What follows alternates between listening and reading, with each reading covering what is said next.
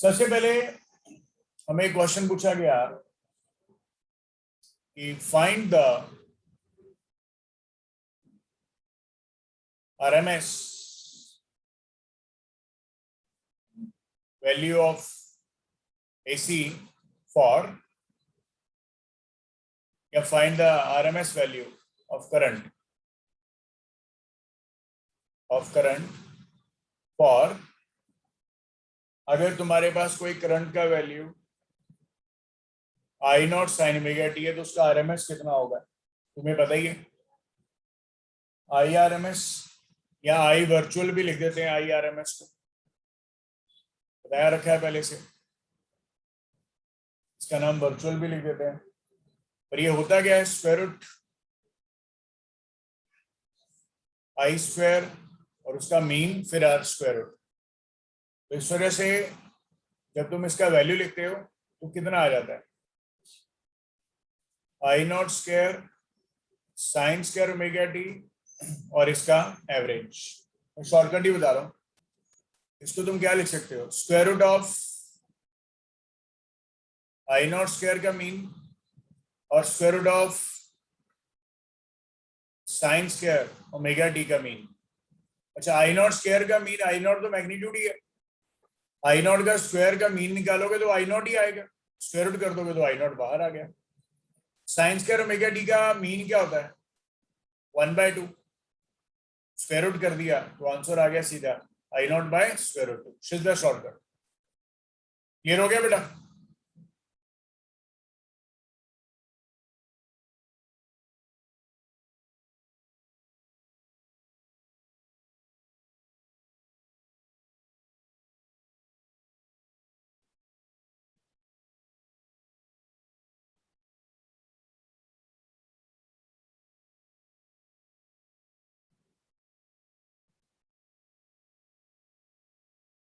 Okay, अब देखो next question.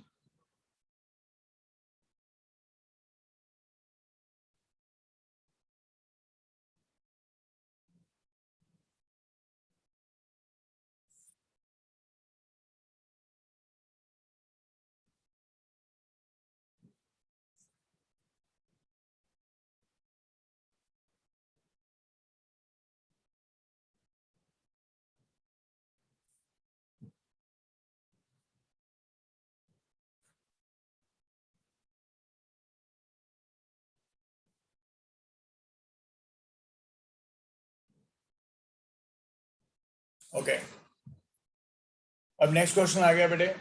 अगर तुम्हारे पास आ जाए I equal to I naught plus I naught sine omega T, इसका RMS वैल्यू निकालना कहता है, क्या लिखने वाले हो, क्या लिखने वाले हो?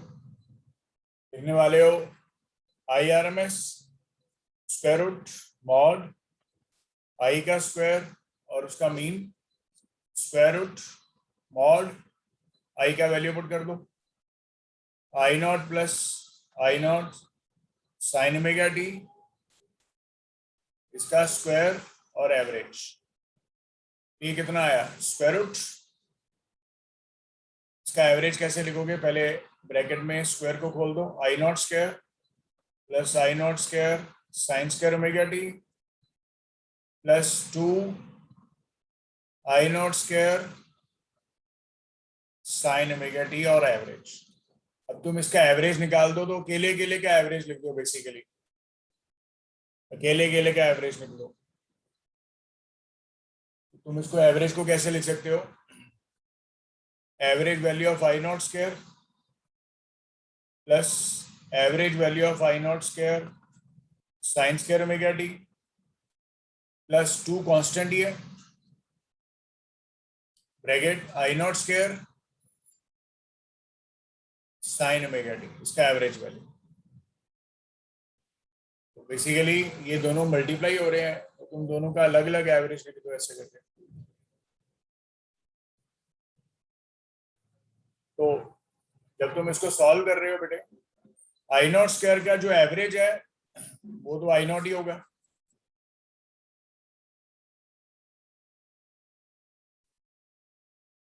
I नॉट ही होगा। अब ये आई नॉट स्क्वायर है, ये तो उसका एवरेज तो वही रहेगा। साइन स्क्वायर ओमेगा टी का एवरेज क्या होता है? 1/2। साइन स्क्वायर ओमेगा टी का एवरेज क्या रहता है? 1/2। ये बेसिकली तुम्हारे पास एक तरह से आई नॉट स्क्वायर आ गया, और ये भी I not square sine square omega T का एवरेज 1/2। ये आ गया 2। आई नॉट स्क्वायर का एवरेज तो आई नॉट स्क्वायर ही रहेगा, पर साइन ओमेगा टी का एवरेज क्या होता है? 0। ये टर्म 0 होगी। अब देखो जबरदस्त पॉइंट, आई नॉट बाहर आ गया, स्क्वायर था, ब्रैकेट के अंदर ये वाली टर्म तो 0 होगी, ब्रैकेट के अंदर कितना रह गया? Square root of 3/2। So this is the IRMS। अच्छा, क्लियर हो गया पॉइंट? कुछ नहीं किया यार, टेंशन नहीं लेनी, कुछ नहीं किया। देखो I not is a constant number, उसका एवरेज निकालोगे तो आई नॉट ही आएगा।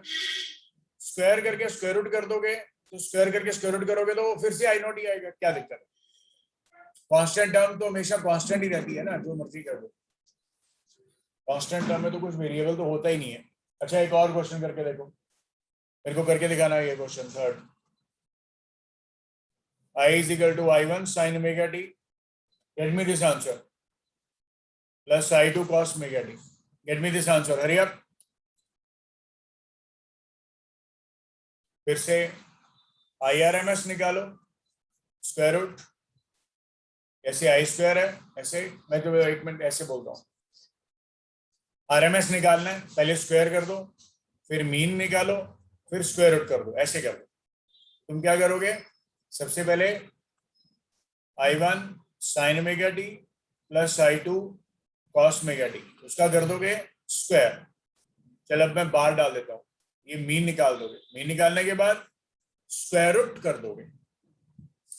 ऐसे भी लिख देते हैं ना, एवरेज वैल्यू को ऐसे भी लिख देते हैं, या कभी कभी बार लिख देते हैं ऐसे, एक्स लिखा हो तो ऐसे लिख दो, दोनों का मीनिंग तो मीन वैल्यू होता है।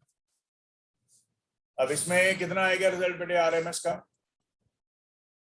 स्क्वायर रूट तो है ही है, ब्रैकेट को खोल दो, I1 square sine square omega T, I2 square cos square omega T plus 2I1 I2 sign omega T cos omega T, ऐसे, और सारे का एवरेज, सारे का एवरेज, इस सारे का एवरेज। अब तुम्हें मैंने अभी बता ही दिया, सीधा शॉर्टकट वे में करते हैं सॉल्व इसको। स्क्वायर रूट I1 स्क्वायर का एवरेज तो I1 ही आएगा, साइन स्क्वायर ओमेगा टी का एवरेज 1/2 आ जाएगा, I2 स्क्वायर का I2 स्क्वायर ही आएगा, कॉस स्क्वायर ओमेगा टी का एवरेज वो भी 1/2 आएगा। अब sign omega T cos omega T is nothing but इसका एवरेज 0 आ जाएगा, उसको लिखने की जरूरत ही नहीं है। इस वजह से जो तुम्हारे पास फाइनल आंसर आ रहा है वो आ रहा है square root of I1 square plus I2 square by 2, IRMS value.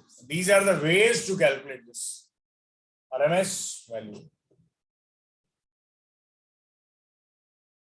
Okay, clear everybody?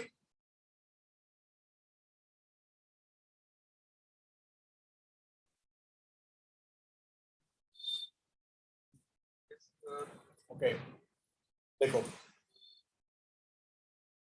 उसके बाद आ गया हमारे पास बेटा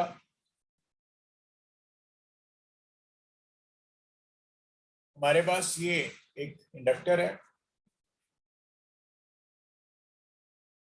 और ये पोटेंशियल लगाया हमने 10 sin 10t + 30, और इसमें इंडक्टर लगा दिया 2 हेनरी का।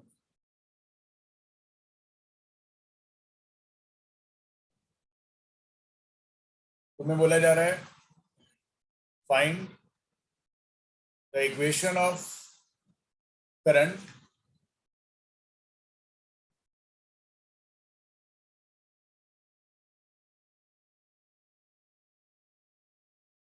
find the equation of current versus time Also calculate the I virtual value. I virtual भी निकालो कहता है। अब कुछ नहीं है, तुम्हें पोटेंशियल तो दे रखा है कितना, 10 sin 10t प्लस 30, ये तुम्हें दे ही रखा है। और इसका कंपेयर करो स्टैंडर्ड इक्वेशन के साथ, v is equal to v naught sine omega T plus phi naught. इसके साथ तुम इसका कंपैरिजन करो तो यहां से तुम देख पा रहे हो तुम्हारे पास v नॉट 10 है, तुम्हारे पास ओमेगा भी 10 है, हमारे पास जो फाइ नॉट है वो 30 है। कितना है? 30 है। और तुम्हें यहाँ पे पता ही है कि ये इंडक्टर है, as we know for inductor, तो करंट थ्रू इंडक्टर होता है IL, वो होता है I naught sine of omega t minus pi by 2। ये तो होता ही है, तुम्हें पता है। पर this implies now IL no doubt I naught आएगा, साइन आएगा, ओमेगा कितना है 10t। अब देखो जबरदस्त पॉइंट, ये ऑलरेडी 30 डिग्री है,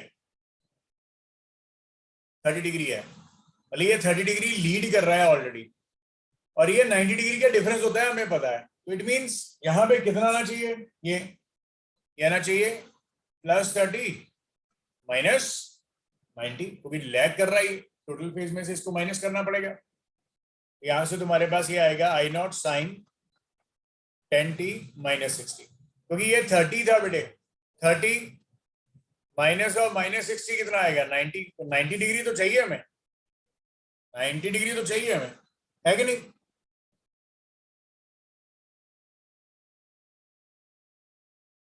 तो ये रिजल्ट आएगा। इट मींस जो I नॉट आएगा वो कितना आ जाएगा, V not by XL. V not XL क्या होता है ओमेगा एल, तो I नॉट का वैल्यू आ गया 10, ओमेगा 10 ये 2, 0.5 एम्पियर I नॉट आ गया। सो IL का वैल्यू तुम लिख सकते हो 0.5 sine of 10t minus 60, and I virtual value कितना आ गया, ये I naught by square root 2 होता है, मतलब 0.5 by square root 2, 0.5 by square root 2, ये एम्पियर, ये आंसर आ गया। अच्छा, एक और क्वेश्चन देखो, तुम्हारे पास एक कैपेसिटर है और बेटे एक EMF लगाया V, जो कि 10 साइन ओमेगा टी है, और यहाँ पे कैपेसिटी जो है वो 2 माइक्रोफेरेड है। So find the equation of current versus time, calculate the I average for full cycle के लिए क्या है और हाफ साइकिल के लिए क्या है I एवरेज। तो इसको सॉल्व करना है, तुम्हें ये पता ही है फॉर कैपेसिटर